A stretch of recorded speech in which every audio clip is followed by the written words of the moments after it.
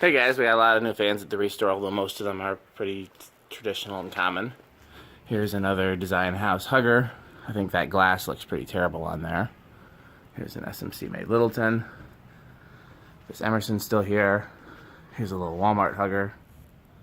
This low profile we put out today. There's actually nothing new and back. Everything that's back there was back there last week. We put out all the new stuff. These two little huggers are still here. That Encon's still here. Air Cool still here. Heritage is still here. SMC is still here. This Litex went out today. Design House went out today. Hampton Bay went out today. That Alaska is still here. Little footprint vent thing is still here. This Litex went out today. That Encon's still here. This U42 went out today. This Design House went out today.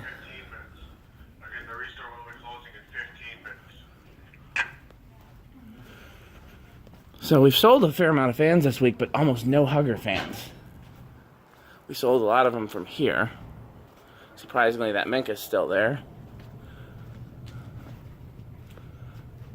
Walmart still there. Casablanca's still here. Craft Made's still here.